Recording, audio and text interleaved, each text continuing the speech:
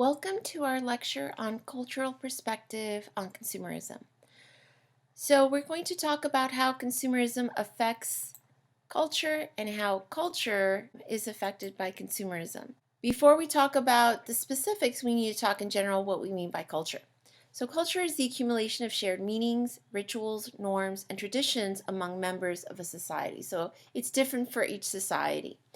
Now they're passed down from generation to generation. Doesn't mean it has to stay that way. Things do get modified, but it does get passed down.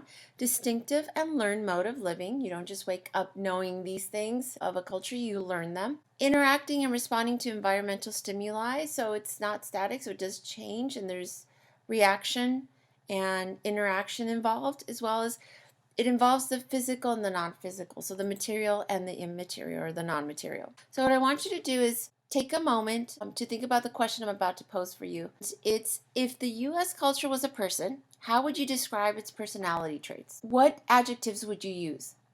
Okay, so what I want you to do is get a piece of paper or open up a Word document, type it up in the notes in your phone, but I want you to make a list, 4 different adjectives, more if you can. But pause this video, stop it, make that list, and then read it. Now, coming back from that, what words did you use? And what we typically hear is U.S. Americans and U.S. culture would be materialistic. Some people have used selfless. Some people use selfish. Some people will use egocentric. Some will use narcissistic, selfish, self-involved. Others will use creative, innovative. Others will use lazy, spoiled. So I've kind of gotten a little bit of everything. I tend to hear more of the negative, but I do get some people, they'll pinpoint something positive, like again, creative, innovative, helpful, things like that. So I want you to think about that because it's important how you view American culture and people here, and also how other people view it, because that has impact on how people react. Remember, we're talking about interactions, right?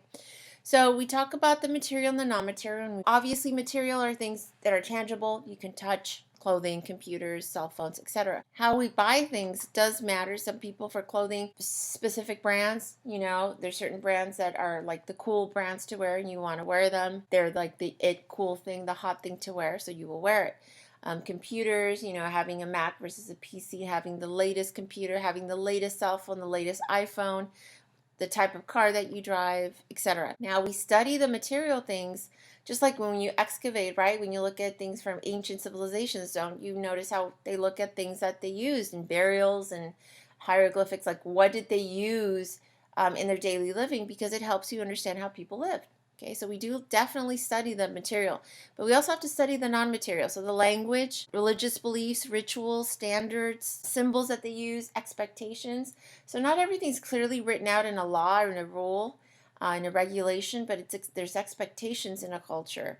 The language is not just the official language that they use, but also how they use it. How they use their slang, how do they use certain expressions. Just right now, don't we have new expressions right now in our culture? The new normal. We have that. We have specific terms that they just weren't used a year or 2 years ago, and now it's like commonplace. Yeah, it's different. Now you can say COVID and you know exactly what you mean. Before you would say that, only a handful of people would know. It's all these things. Religious beliefs. We'll talk about this because of all the religious groups in the U.S. according to the Pew Research Center, which is basically your go-to guide for trends on religion, because the census doesn't ask about this, is that the fastest growing group is the nuns, not the N-U-N-S, the N-O-N-E-S. So we're definitely becoming a more secular society. That has changed. Rituals and standards that we're doing, right now, some people are saying that the things that are changing because of the virus is going to be permanent. So yeah, it changes. It's not static. That's one thing I really have to stress to you, is that certain cultures change faster and more than others. So Eastern cultures tend to be more static. They tend not to change. They're very slow to change. In the Middle East, Eastern cultures. Western culture tends to change more at a faster rate, and the culture tends to evolve quicker. Now, overall, Western culture, people consider it like the good life, right? So we tend to see the prosperous aspect of living in a Western culture. Low-cost consumer textile and technological products. So that's why the average person has access to a lot of like the TVs and the smartphones, because of the lower cost of these type of products now. There's a demand. Okay, consumers demand variety, speed, convenience, lots of choices. Now, the question that I'm going to be posting for you throughout the semester is, at what cost? What are these demands that we're pushing? What is that doing? What's the consequence? And that I want everyone to see what their own personal demands are. I have people say, oh, I don't demand anything. Are you sure about that? I want you to really look at your consumption patterns, because no one wants to say I'm demanding, but I want you to really see what there's some sort of demand. I want you to see what those demands are. Let me give you an example. This is a picture of a typical Vaughn's supermarket.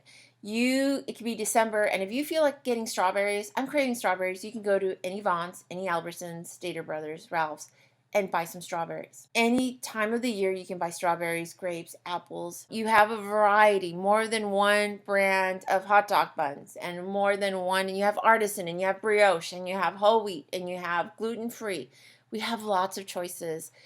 It's not like that everywhere else. Okay, food market in Peru, if it's not in season, you're not getting it. Doesn't matter how much you crave it, you're not getting it. Okay, it's whatever's in season and whatever's there, and that's it. Okay, they're not going to go in the back and see if they got anything else. This is it. This is a store in Brazil, and I used to visit my grandmother a lot in Puerto Rico, which is U.S. territory, but I have distinct memories of the supermarket looking like this.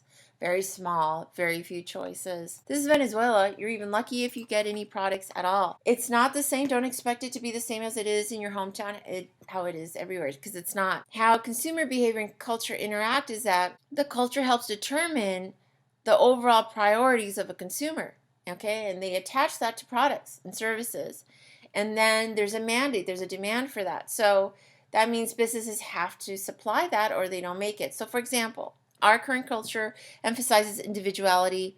Gourmet coffee shops, lots of choices, would do better than those that offer very few choices. So what I wanted to do was show you a quick video on culture, so you can see a quick little video. It's really good. It gives you kind of a quick little snapshot. So take a look at this.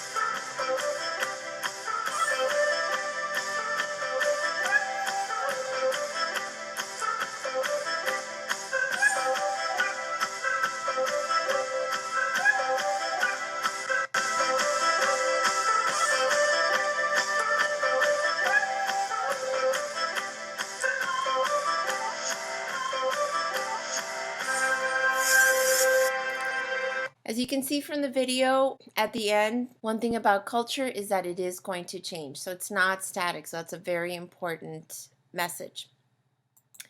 Lastly, functional areas of culture. We will be talking about this as well and looking at these individual sections. Three main categories: ecology, social structure, and ideologies. Ecology is the way in which a system is adapted to its habitat. So a big section of this is how our actions affect the environment, the climate change, what we're doing or what they're doing to look into alternatives, alternative energy, and looking at better ways of dealing with our effects on the habitat based on our demands.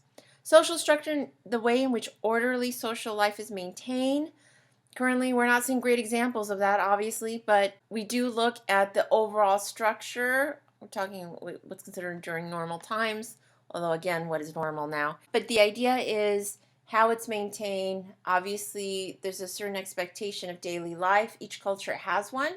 So we look at that, and ideology. So, how we view things and the way people relate to their environment and social groups, and just thought processes, because it's not static. It changes, it evolves. So thank you for listening to our first part. We'll continue on with our second part of culture and consumerism.